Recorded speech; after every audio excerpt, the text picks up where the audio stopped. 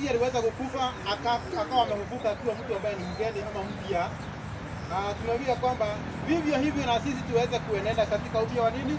Wa uzima. Yaani hivi unajua jina mbejireke na motoreke mweru tuenende katika upya wa uzima. Hilo liko na nini hapo mbeleni? Sasa wewe ni kidogo. Sasa yale ambayo ni ya kitambo uweze kuacha, najua huko na tabia ambazo pengine ni mbaya, lakini najua kwamba sasa babu wetu atazidi kuwa pamoja na nini? Na wewe. Na tunaamini ya kwamba babu wetu akamshikilia Roho Mtakatifu. Hebu tusome kitabu hicho cha Matendo ya Mitume 2 mstari wa 38 tusikie kile ambacho kitaka chaongezeka katika uhai ama maisha ya kiroho. Matendo ya Mitume 3 mstari huo wa 38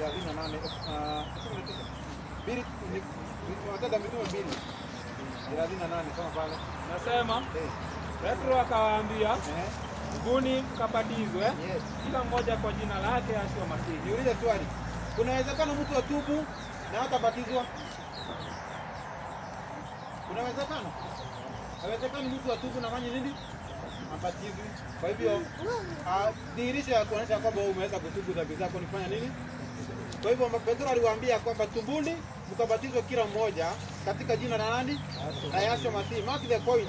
Hatujatumia majina matatu, yale huwa inasemekana ya kwamba katika jina la Mwana na la Roho, jina la Baba na la Mwana na Roho Mtakatifu. Tumetumia jina gani? Yesu Masihi. Kwa hivyo mitume wakati wanaweza kuachwa na Masihi, huwa tunasoma kitabu cha Mathayo ya kwamba hatuweza kubabiwa wakabatizwa katika jina la Baba na la Mwana na Roho Mtakatifu. Hapa tumesikia kwamba baada ya wao kufikishiwa Roho Mtakatifu, wameweza kubatiza katika jina la nani? La Yesu Mesiya. Kwa utapata sifa. Sasa baada ya kubatizwa kutaendelea aje? Hebu soma hiyo mstari kumalizia. Nasema pate ondoleo la dhambi zenu. Yes. Nanyi mtapokea kipawa cha Roho Mtakatifu. Kwa hivyo baada ya kubatizwa kuna hali ya kuondolewa nini? Dhambi zake. Alafu aweza kupata nini? Kipawa cha Roho Mtakatifu. Utapata sifa. Hivyo ndivyo huwa inafanyika kwa kila kiumbe ambaye huwa anaenda kwa maji, anabatizwa, anavuvuliwa kule akiwa kiumbe kipya. Baba wetu mbinguni huwa anapanda mbegu ya Roho Mtakatifu ndani yake, na wakati utakapoichochea Jeroma, ukichochea kipawa hicho kitakuwa kikubwa zaidi hadi kutumika kwa kuenda kufanya kazi yake ya Bwana, kazi ya Bwana sehemu kokote ambapo pengine wote wanataka uweze kuenda. Wacha niweze kumalizia nikiwabarikisha nyinyi ambao mmeweza kukuja kikao hiki, kitabu cha Ibrania 6 na kitabu cha Ibrania 6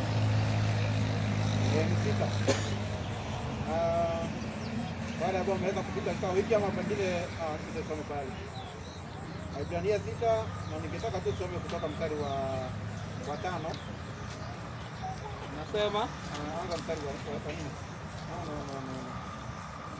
Mstari wa 3. Nasema na hayo utafanya Elohim akitujalia, kwa maana hao waliokwisha kupewa nuru ukionja kipawa cha mbinguni na kufanywa washirika wa Roho Mtakatifu na kulionja neno zuri la Elohim na nguvu ya zamani zijazo, wakaanguka baada ya hayo, haiwezekani kuwafanya upya tena hata watubu, kwa kuwa walimsulubisha mwana wa Elohim mara ya pili kwa nafsi zao na kumfedhehi kwa dhahiri. Asante. Kwa hivyo tumeweza kuelezwa kwamba baada ya sisi kuweza kupokea hili jambo limeweza kufanyika siku ya leo kwa Mwana Mrono, tunaambia kwamba hakuna dhabihu nyingine imefanya nini?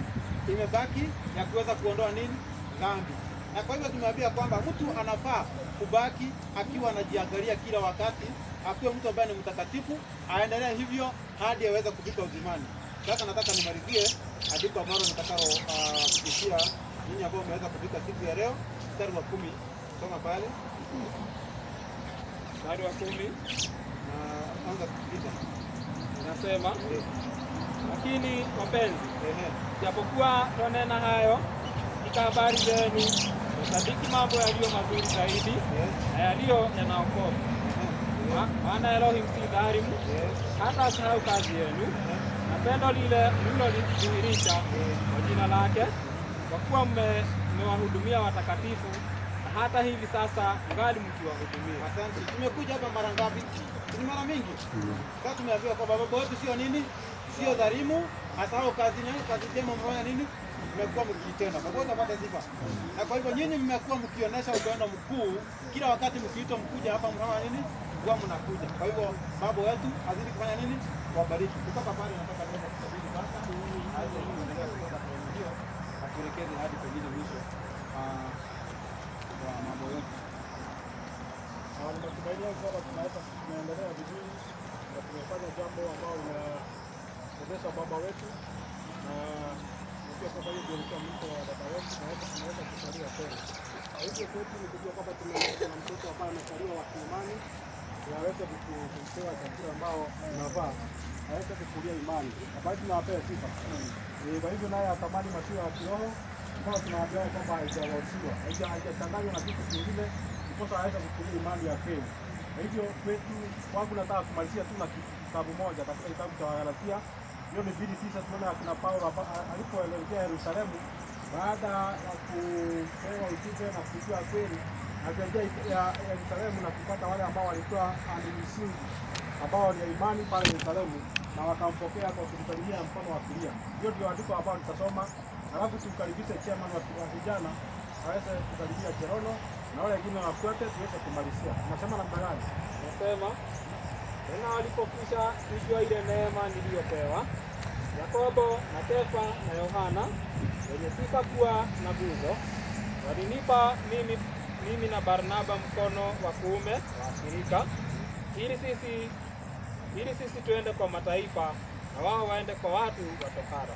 Kwa hivyo Cherono ameweza kuzaliwa tena, nasi tutaweza kumbarikisha na kupea mkono wa kulia ili aweze kuendeleza hili injili njema katika mataifa, hata kule atakaenda kwao nyumbani asidi injili njema. Kwa hivyo nataka tumsalimie, tumkaribisha katika muda wa baba leo.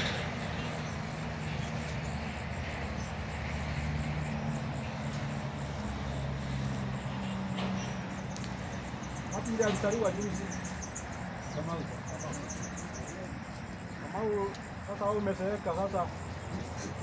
Umezaliwa mwingine.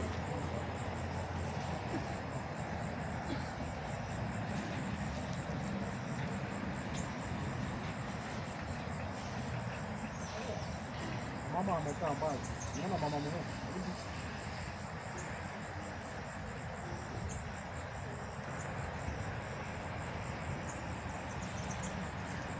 Kuna vile msichana. Marco.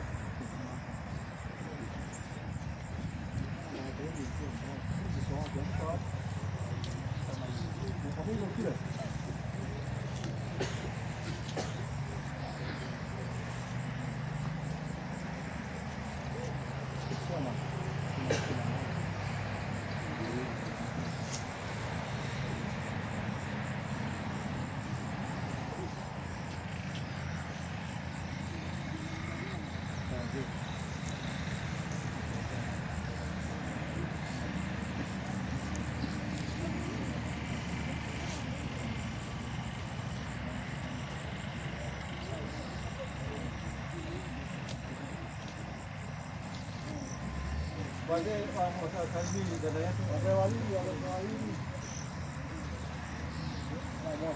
Baikono.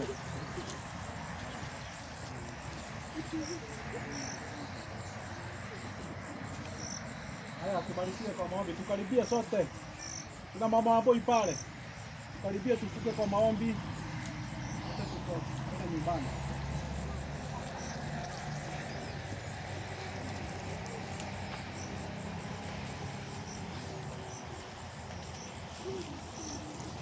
Tuamini na tuombe. Tuko hapo tukule.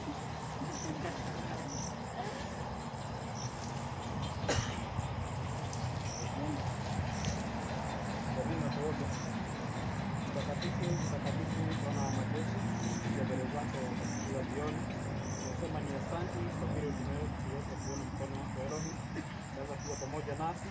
Ile sabato ilipoingia hapo jana, Elohim, tunasema ni asante kwa kuwa umeweza kuwa nasi, andamana nasi katika kila jambo ambalo tunafanya Elohim. Kama tukifanya jambo lolote, tunaweza kuendana kulingana na mapenzi yako Elohim, tunaweza kukurehemia, tunaweza kukusamehe kwa jina la Yesu. Elohim, tunanyenyekea mbele zako kwa kuwa umeweza kutuongoza katika huu ubatizo Elohim, kuleta hadi hapa. Ukaweza kushangilia mmoja wetu Elohim, ukaweza kuingiza katika kweli yako Elohim, na kupigania katika kila jambo katika jina kuu la Bwana. Elohim, tunasema ni asante. Tunategemea mkono wako Elohim hadi ambapo tutakuwa tukiondoka mahali hapa hadi ambapo tutakuwa tukifika manyumbani mwetu Elohim, bado tukiwa na amani. Elohim, tunajua kuwa wewe ndiye unatenda kulingana na mapenzi yako Elohim. Naomba baraka itokayo kwako katika jina kuu la Yesu Kristo. Kaza kubariki kila mmoja aliyemhitaji Elohim, kila mmoja ambaye ako na ombi mbele zako Elohim, kaza kutimizia ili akaweza kuona mkono wako mkuu katika jina kuu la Yesu Kristo. Elohim, kama kuna mtu ambaye hajihisi vyema, kaza kumrehemia, akaweza kupata nafuu, akaweza kuliinua jina lako katika jina kuu la Yesu Kristo. Yote ambaye ako hospitali Elohim, kaza kumrehemia. Yote ambaye anakuita kwa jina lako Elohim, kaza kumrehemia katika jina kuu la Yesu Kristo. Nakuomba Baba wetu, yale yote ambayo tunaweza kusikia leo kuhusu kushiriki katika meza yako ya Yesu Kristo katika Elohim, nakuomba ukaweza kudumisha katika usafi hadi ambapo tutakao tukishiriki pamoja, ukaweza kutuongoza ili tusije tukaenda kinyume na mapenzi yako Elohim, tusije tukatoka nje ya wokovu wako Elohim. Ukaweza kutuongoza katika jina kuu la Yesu Kristo. Tukiondoka mahali hapa, tunaomba baraka zako, naweza kumbariki kila mmoja atakayekuwa akiondoka katika Elohim. Tunaomba na hayo machache Elohim, tukijua ni mengi ambayo tunaweza kupita nayo. Ni katika jina kuu la Yesu Kristo tunaomba. Amen.